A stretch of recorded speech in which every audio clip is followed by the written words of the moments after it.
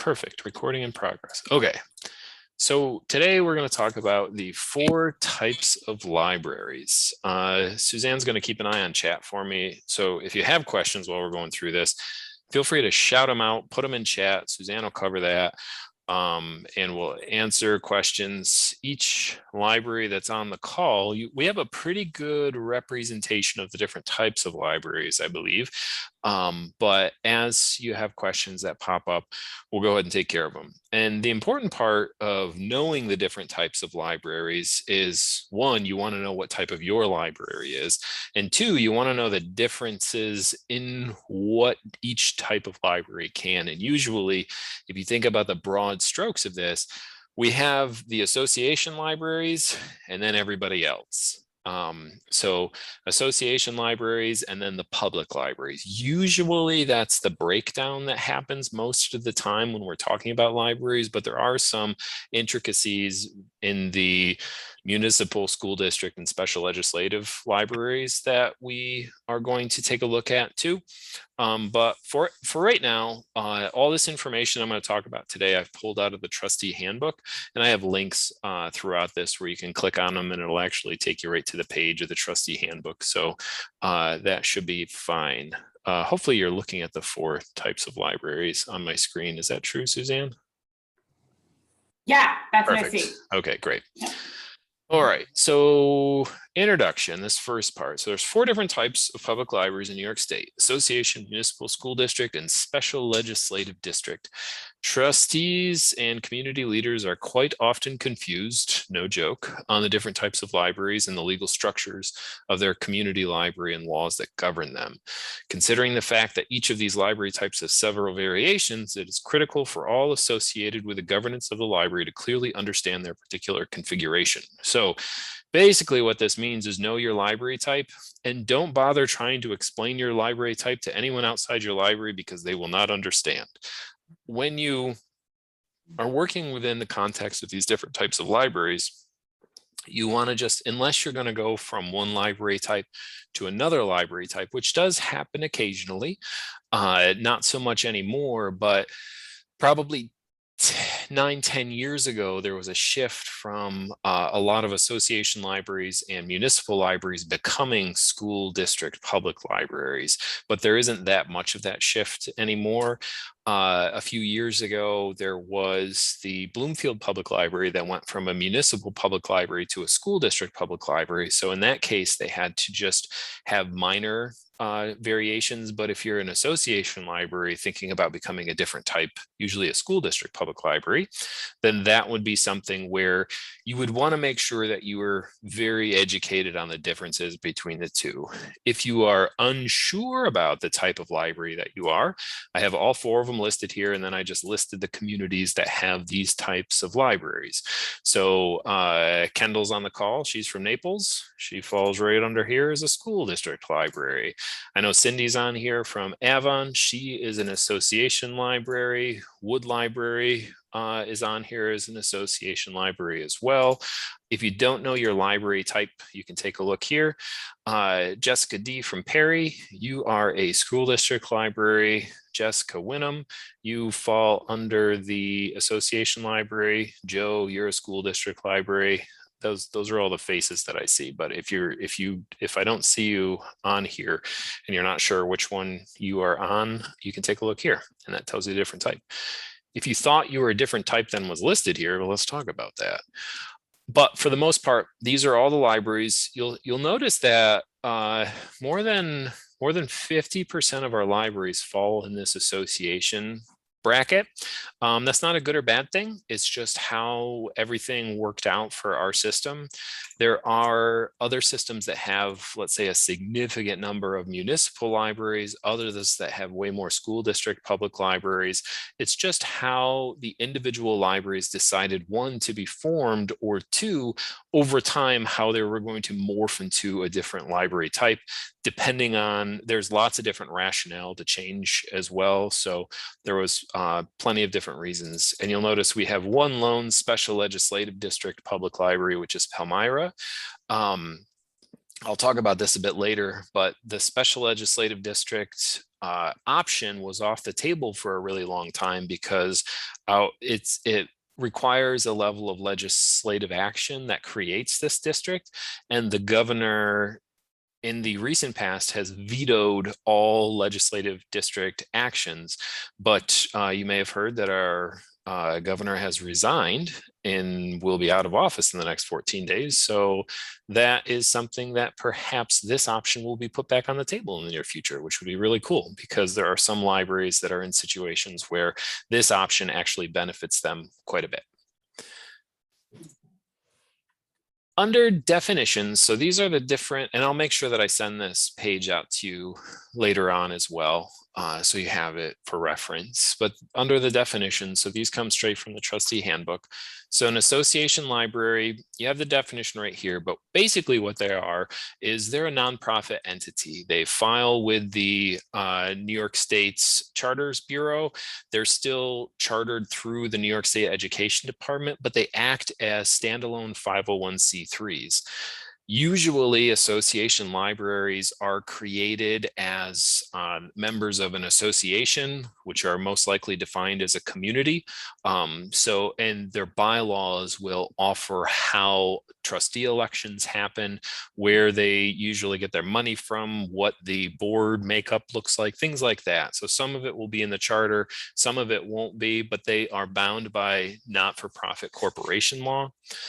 These entities are tax exempt through their 501c3 status. So if you're an association library, you most likely definitely have an association status or a 501c3 status to make sure that you have that tax exempt. And association has a really broad definition of who actually is part of it. So if you take Wood Library, for example, I believe in your bylaws, the association is defined as community members. In Caledonia, their bylaws, I'm pretty sure, define association as library card holders. And however that is defined in your charter / bylaws, that's going to determine how you can take specific action, like trustee elections and things like that. Association libraries have the most freedom when it comes to fiscal responsibilities, as well as trustee appointments, and the laws that govern the public libraries don't necessarily apply to association libraries. So things like general municipal law, prevailing wage, procurement, things like that don't have as strong of a hold on association libraries as the other library types because they were created as a nonprofit entity. And we'll talk about down, if you have questions, feel free to ask them, but we'll also talk down here in this comparison chart a little bit about association libraries too. Municipal libraries. So we do have a handful of these. So I'm not sure, do we have any municipals on the call? This is Lima, or yeah, Macedon, Carrie's on here. So Macedon, they are a municipal public library, and these are usually formed by some type of vote of a municipality. So this could be a village, a town, a city, and there has to be some type of public referendum that indicates that there's a library that will be created to serve the residents of a specific municipality. This is one library type that is oftentimes confused the most because municipal government often views municipal libraries as a subset of their municipal government, like the Parks and Rec Department or some other type of subsidiary of that municipality. Whereas in reality, all libraries, municipal or otherwise, are independent corporate entities with their own boards, their own governing body. So they don't answer to the municipality. They are created as an independent organization, and they are oftentimes funded through the municipal government or by some types of tax levy. But once that money ends up at the library, it belongs to the library. So it's not like other municipal governments where if you have a shortfall in one area of your municipality, maybe you take it from another department. This isn't a department of the town. It's actually its own entity that was created by the town. Often the board is appointed by the municipality itself, and they are responsible for approving the funding of the library, and the library is subject to the laws applicable to public institutions in the state. So all the general municipal law and the various things that a town has to think about, the library is usually wrapped up in those types of situations. School district public library, there's some confusion that comes along with these too, because people think they have some type of relationship with the school district, or the school district owns that library, which is not true. School district public libraries, again, are their own standalone entity. The only reason they're called school district libraries is because their service population is actually the outlines of a school district. So usually municipal libraries serve a municipal district, the boundaries on a map, whereas a school district public library serves the entire school district, how it lays out on the map. It is possible for a municipal library to serve a school district, and it's possible for a school district library to have certain funding obligations to a municipality. But traditionally, the differences are a municipal library serves a town, whereas a village, town, city, or county, whereas a school district library just serves the school district of a school district boundary. Usually the trustees of a school district public library are elected by the residents of a school district. So when you put your funding referendum on the school district ballot, you would also have individual elections for your trustees. This, again, the board's independent of the school districts and the school board. However, it is important to work well with your school district, because the district is responsible for the collection of the taxes for your library. So you want to make sure you have a good relationship. It's funny, in education law, this is true for all the different library types. Libraries are allowed to levy for taxes, so ask taxpayers to give them money, but they are not legally allowed to actually collect those dollars on their own. And that's where the municipalities and the school districts come in. So that money actually has to flow through another organization before it hits the library, or collected from an organization before it hits the library. So even though the school district isn't supporting school district libraries themselves, the school district actually collects those funds and then gives it to the library. So it's not even a pass through, it's just pick up and give, but the library can't do it on their own. They have to go through the school district in order to collect those funds. This is all outlined in state ed law. I'll talk a little bit about law later on when we get there.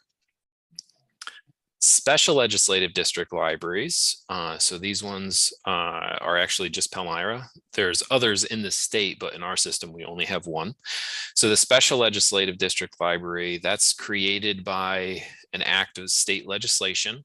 And there's usually a local vote that comes along with it. And it can include multiple municipalities or districts. It's basically, you get to kind of gerrymander or carve out your own service boundary that you want. This can become really beneficial if your library is serving a town, and let's say it's kind of cut in half on, or cut in thirds on both sides by other school districts that are service populations for other libraries. A special legislative district would let you carve out that piece that isn't being taxed and then go for any other direction that you could. So you are not creating an instance where there's double taxation or taxation without representation, and you can kind of define your own boundaries. So it's helpful. Hopefully it'll come back again. There are other alternatives to this special legislative district, but we're actually working with the Division of Library Development on creating those. They don't actually exist yet, but one of them includes the association library. There's an association district model, which is kind of a hybrid between association, special legislative with a little bit of school district in there. But if special legislative comes back, then we could potentially just go back to using that mechanism if your library needs to do that sort of thing. I know that was a lot of stuff on these different library types. Any questions so far? We got anything in chat, Suzanne? No, nothing yet. Okay. All right, cool. Feel free to throw it in there if you want. Down below, this gives you a breakdown of the different types of libraries and some information that is helpful if you're trying to figure out the differences between what an association library versus municipal school district or special legislative district. You'll notice that on the left-hand side, it gives a few different explanations of, or a few different categories of the big ticket items that usually people question when we're working with these 4 different types of libraries. So the first one on here is how it's established. We talked a little bit about that. Association libraries define some type of an association. Municipal is a county, city, town. School district voters for the school district, and then state legislation for the special legislative district.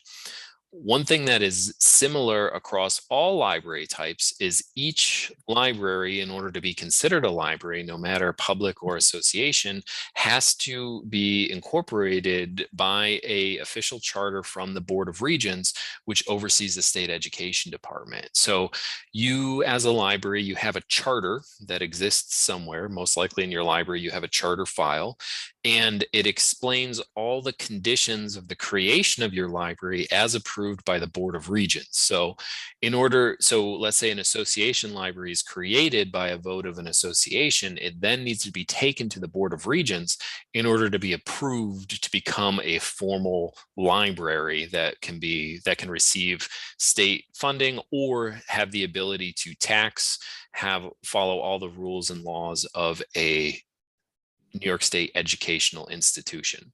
So no matter what type you have, you're always incorporated by a charter. The Board of Regents is the ultimate decision maker in your library type. There is some confusion sometimes for certain types of libraries, like associations, that think the New York Charities Bureau is actually the highest level of authority that they have to worry about, which is not true. As soon as you file your paperwork with them, they don't care about you anymore. They push you off to the Board of Regents, and then any type of charter amendment or changes that need to be made to your institution, they go through the Board of Regents. So that's a pretty important point that connects all the libraries together to be a public library in New York State. And this is also important because the laws that weave between all 4 of these institutions are most likely because of this incorporation by the Board of Regents. So this is the one similar tying factor. Registration, again, this is pretty similar across all boards, across all different types of libraries, because it's the education department and the registration. All libraries have to meet the Commissioner's Regulations 90.2, which are more commonly referred to as minimum standards of public libraries.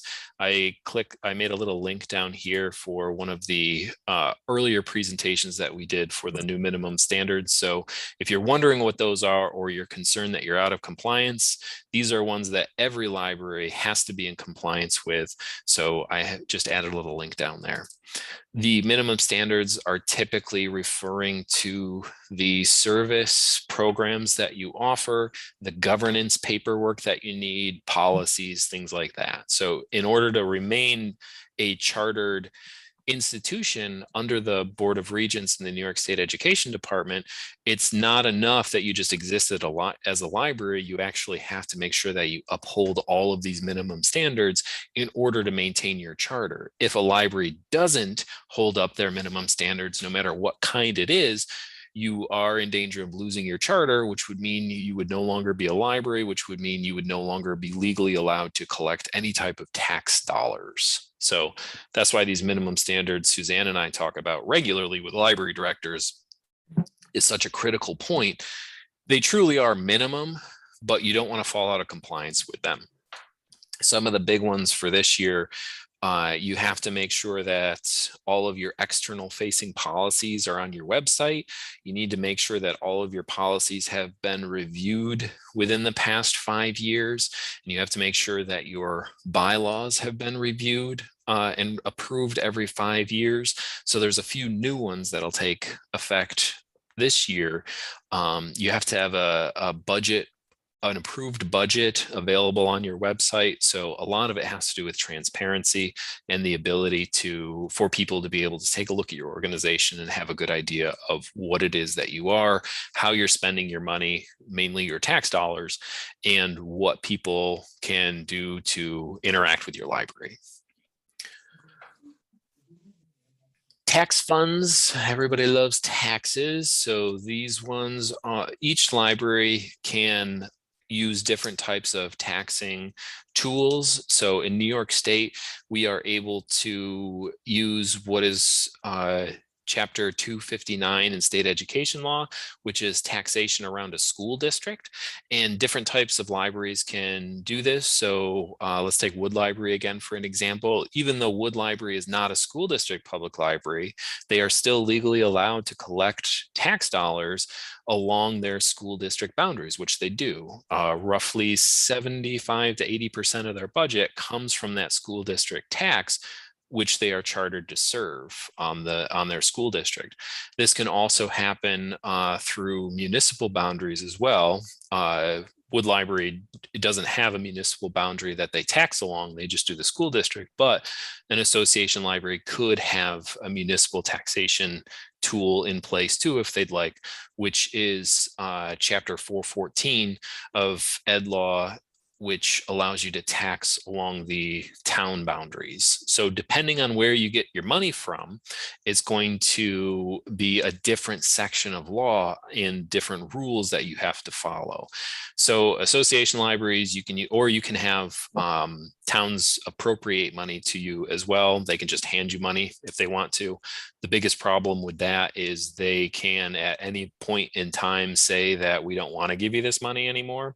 Whereas if you have a school district tax levy in place or a municipal tax levy in place, once you have those locked in, you can't lose them. They always go back to the default of what the year was before. So if you, let's say you receive $100,000 on a levy and you ask for $120,000, if that $20,000 increase doesn't go through, you revert back to $100,000. So having that sustainable tax measure in place is actually really helpful. Municipal libraries can have certain types of those tax levies in place too. However, most of the time, municipal libraries receive a majority of their budget from a appropriation directly from the municipality. This is however that relationship is set up originally. Different municipal libraries in our systems have different relationships with their towns, and they receive money differently. School district libraries, usually it's through the school district for how it happens. School district libraries, I was thinking special legislative districts. School district public libraries get their money along those school district boundaries, similar to what I was saying with association libraries. They can have a secondary tax if they wanted to on municipal boundaries. So they could serve a school district, get that money, and also have maybe serve an adjoining town and receive money from that. Or maybe they get individual appropriations, things like that. Special district public libraries, they get money from the district that they serve. So they just tax on whatever special district boundaries that they created. And Ron, we have a question in chat. Go for it. If you have a school district and municipal funding, do you have to watch to make sure no one is being double taxed? So double taxation is not illegal, but it does make people mad. So it's one of those things where if you are creating a secondary tax, or if you decide that you want to shift taxes to a different mechanism that overlaps with another library. So let's say you have a municipal library to the west of your library, but there's a small piece of your district, your school district, that goes in there, and you're looking for school district funding. Even though you're only taxing them once, the other library is also taxing them, so those individuals are double taxed. There are instances where that's inescapable.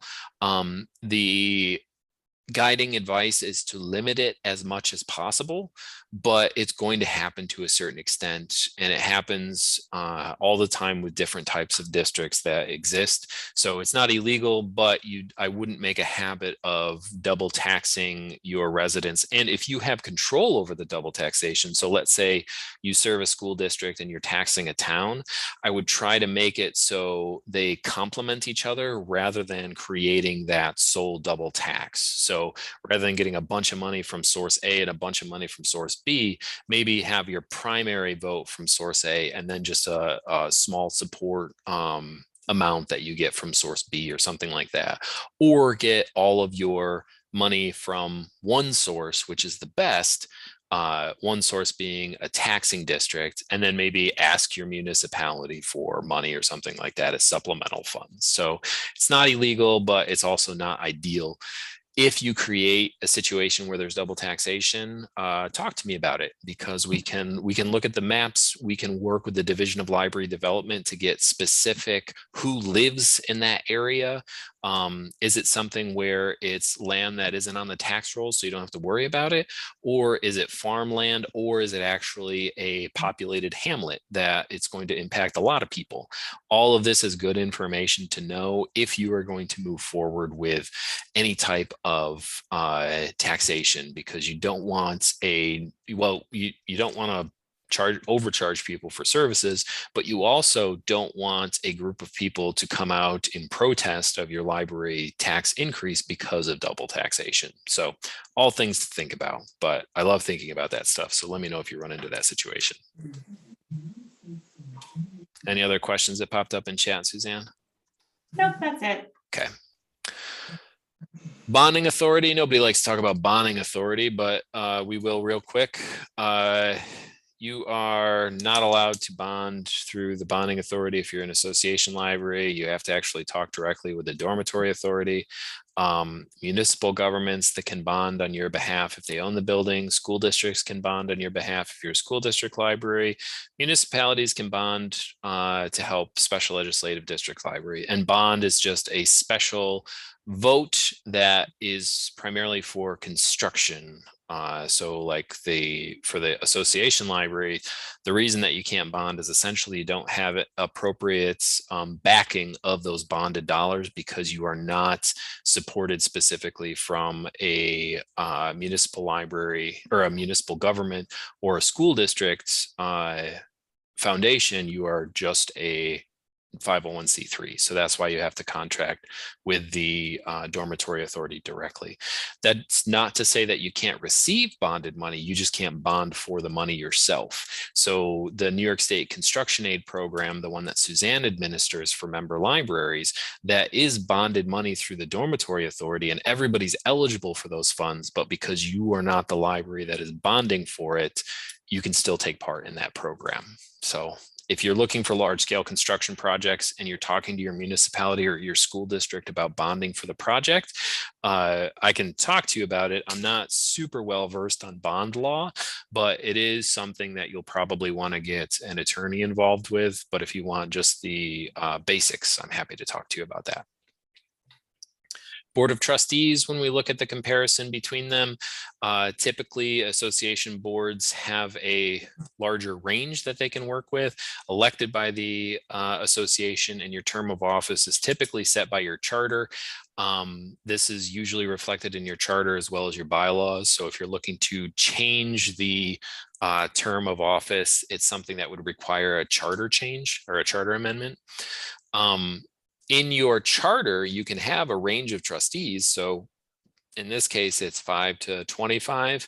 In your bylaws, you need to have a specific number set. So your charter, and this is true for any type of library, if your charter ranges, let's say 5 to 15, because that's what these two, 5 to 15 or 5 to 25. And let's say, okay, right now we want a board of 7 members. That number has to be specifically stated in your bylaws, even though it's a range in your charter. And the reason for that is because in order to make any type of decision as a board, you have to have quorum, which is a majority of your trustees or your positions on your board.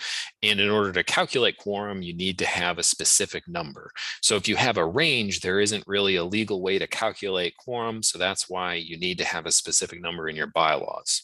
With the range in your charter, if you've been working with 7 trustees for a while and you just don't like that and you want to go down to 5, or let's say you want to go up to 9, you would just need to follow the amendment process in your bylaws in order to change that.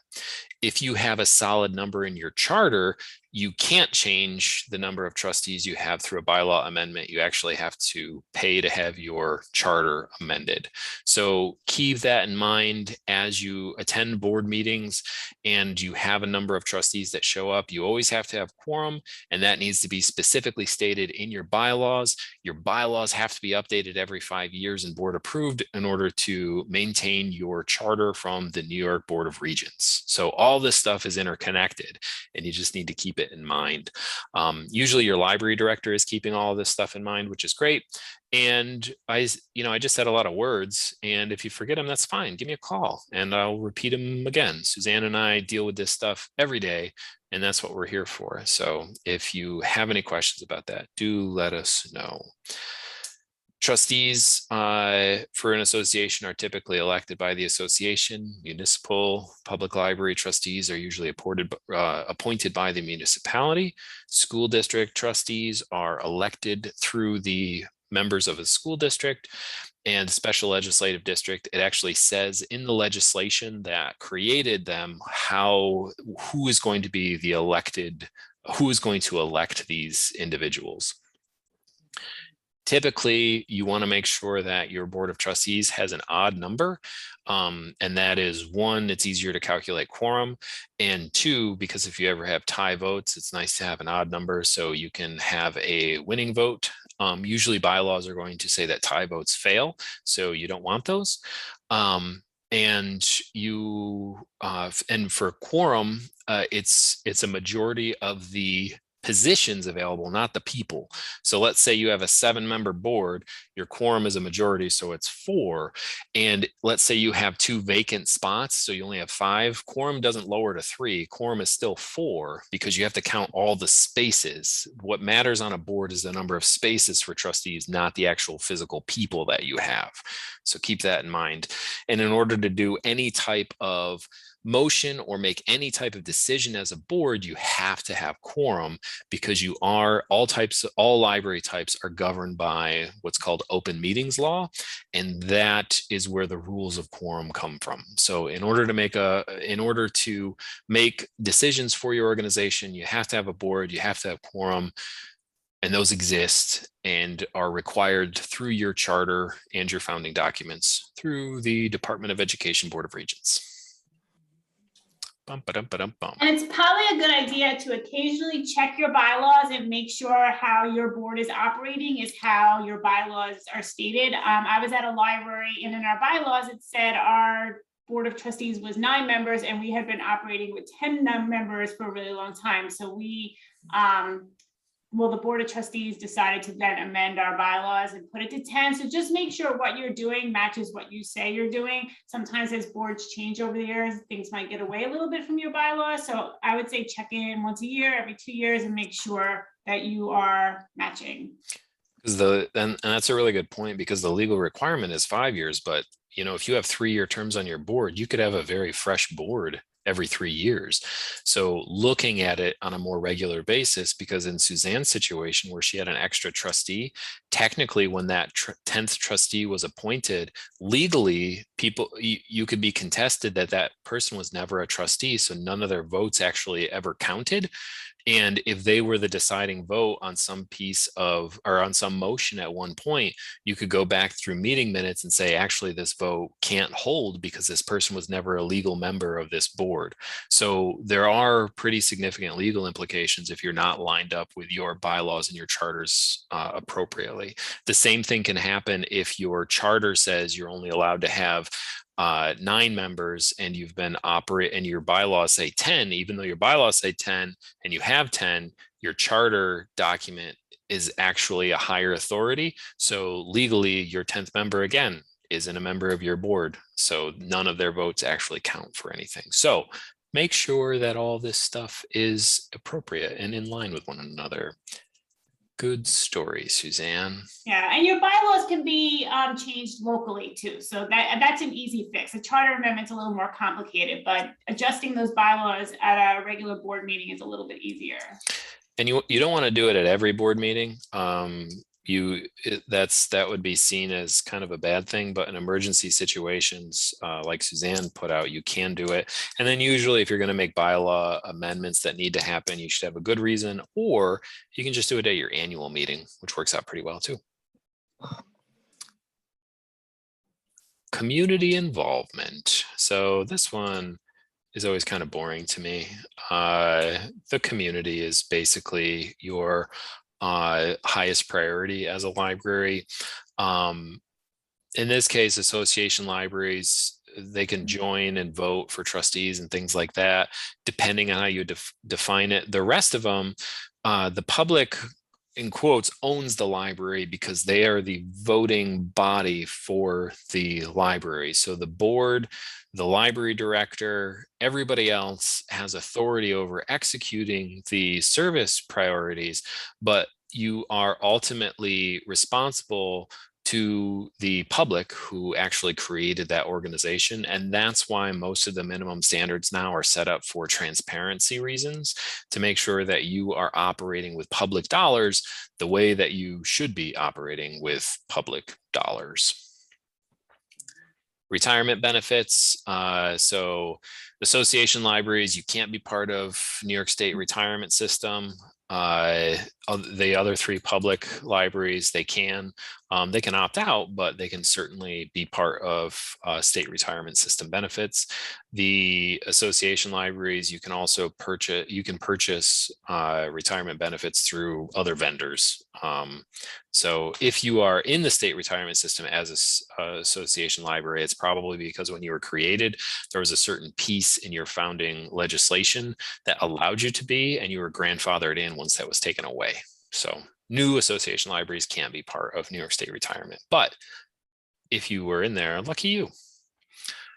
Civil service, so public libraries have to abide by civil service law, whereas association libraries don't need to worry about civil service. They are at will and they can do whatever they want. Civil service for municipal school district and special legislative district public libraries, you have to abide by county civil service laws, which typically means that your director needs to be on the civil service list for that county, and they need to have scored a high enough score on it to be reachable on those hiring lists. So whereas Wood, you can hire whoever you want as director, no matter what. And somebody like, so Kendall in Naples has to go through the civil service process to make sure that she's on the list. In order to do that. So it's just a different type of hiring mechanism. There are certain limitations to civil service. There are certain protections to civil service. So some people view it as a blessing. Most view it as a curse, but it's just the way that it exists. All of this stuff in this chart can be found on the New York State website. I put a link right here, and there's also the minimum standards piece that is down here. There are a handful of laws and regulations that different library types have to consider or think about. I'm going to breeze through a couple of them real quick, but I'm not going to get too in depth with them because I also want to give you an opportunity to ask any questions that you have. All libraries typically have to follow education law. So most of the 200s that pop up that have to do with trustees, what a public library is, the different standards, establishment, taxation, all that good stuff. Association libraries as well as public libraries are bound by this information. If association libraries are exempt from certain parts of these laws, it usually states specifically. So you can find a part that says this does not count toward, this isn't something association libraries have to worry about or something like that. Commissioner regulations, these are typically the areas where all libraries have to follow these as well, because your charter comes from the Commissioner of Regulation. So when you think about minimum standards, free direct access, public librarian certificates, how personnel is appointed, all of this stuff has to be followed by every library type, no matter if you're an association or a public. General municipal law, these are for public libraries, not necessarily association libraries. As association libraries, even though you are not bound to certain things like bidding and procurement, that doesn't mean that you don't want to have a procurement policy, or it doesn't mean that you may not want to go out to bid in certain situations. It's just you're not legally bound to do so in most situations. Nonprofit corporation law, association libraries have to abide by these. This was the Nonprofit Revitalization Act that came out in 2013. This also impacts municipal libraries, school district libraries, and special legislative district libraries. When it comes to conflict of interest and whistleblower policy, you have to have these in place. Depending on your staff size and things, you may be able to get away without a whistleblower, but it's a good idea to have them just in case. And public officers law. So all public libraries, your trustees have to file an oath of office with the county. Association libraries, you don't have to, but it's a good idea. Freedom of information law, public libraries, so municipal, school district, and special legislative districts are FOILable, which means that people can fill out FOIL requests to get certain information out of you.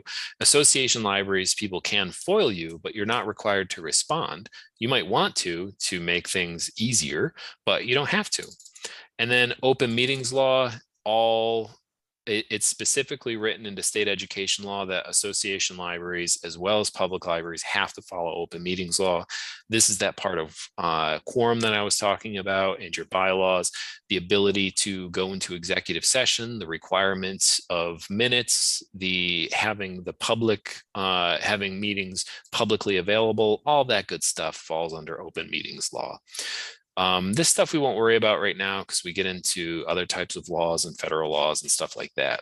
But I want to give people an opportunity to ask any questions on their type of library, maybe something that I glossed over that you need a little bit more information on, or any situations that you don't fully understand that you'd like me to elaborate on.